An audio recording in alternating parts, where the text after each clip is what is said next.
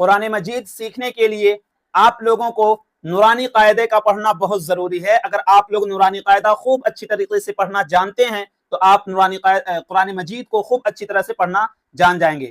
تو ہمارا کلاس چل رہا تھا، 2 سبق ہو چکا ہے۔ جن لوگوں نے دیکھا ہے امید ہے کہ وہ خوب اچھی طرح سے اپنی تیاری کیے ہوں گے، اور جن لوگوں نے نہیں دیکھا ہے ڈسکرپشن میں دونوں سبق کا لنک ڈال دوں گا انشاءاللہ تعالی، آپ لوگ وہاں سے جا کر پہلا سبق اور دوسرا سبق دیکھیے، آپ لوگوں کو بہت اچھا لگے گا۔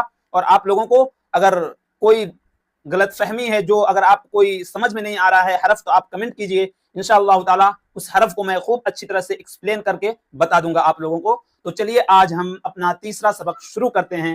آج ہم لوگوں کا ہے تختی نمبر 2، اور تختی نمبر 2 میں کیا ہے کہ اب ہم الگ الگ حرف پڑھ رہے تھے، اس سے پہلے 2 سبق جو ہم پڑھے الگ الگ حرف پڑھ رہے تھے، آج ہم دونوں حرف کو ملا کر پڑھیں گے۔ جیسے الف ہے اور لام ہے، تو الف اور لام کو ملا دیا جائے تو کس طرح سے وہ لکھنے میں دکھے گا، مطلب اس کو ہم پہچاننا سیکھیں گے۔ تو چلیے نورانی قاعدہ کی طرف ہم لوگ چلتے ہیں۔ تو چلیے نورانی قاعدہ کے پاس آ چکے ہیں۔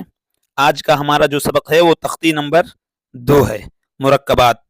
آج ہم پڑھنا سیکھیں گے کہ 2 حرف کو ایک ساتھ ملا کر پڑھتے ہیں کس طرح لکھا جاتا ہے، اس کی شکل کیا ہے۔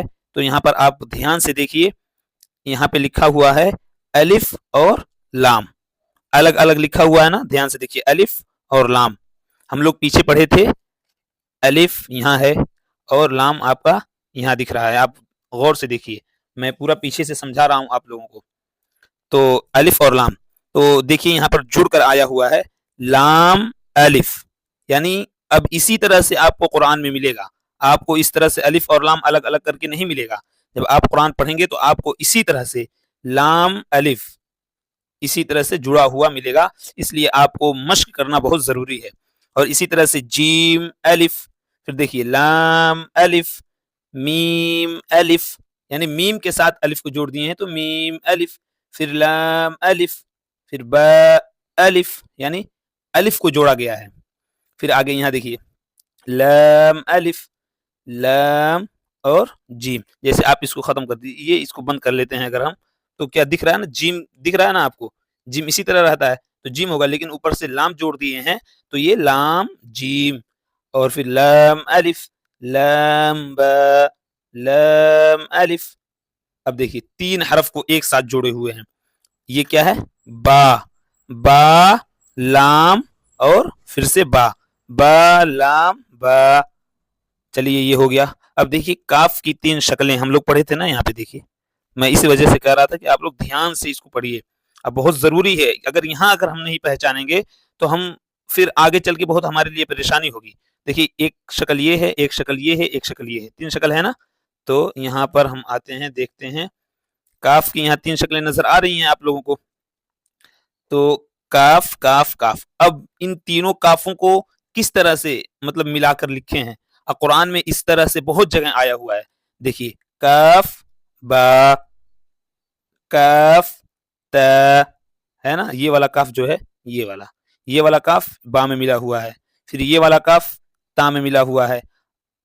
اب یہ والا جو کاف کی شکل ہے، یہ کاف کاف الف، کاف الف، پھر با، اور یہ والا کاف کاف اور تا، پھر تا کاف تا، یہ والا تا کاف آ گیا آپ کا، تا کاف تا۔ غور سے پڑھیے، دھیان سے پڑھیے آپ لوگ، انشاءاللہ تعالی فائدہ ہوگا، گھبرانے کی ضرورت نہیں۔ میں گارنٹی کے ساتھ کہہ رہا ہوں کہ آپ صرف 6 مہینہ میرے کلاس کو جوائن کر لیتے ہیں، انشاءاللہ تعالی آپ قرآن مجید خوب اچھی طرح سے پڑھنا سیکھ جائیں گے۔ تو غور سے ویڈیو کو دیکھیے اور اپنے ساتھیوں میں بھی شیئر کیجیے۔ اگر آپ کے ایک شیئر سے کوئی ساتھی قرآن پڑھنا سیکھ جائے گا تو جب تک وہ قرآن پڑھے گا تو قیامت تک آپ کو بھی اس کا ثواب ملتا رہے گا۔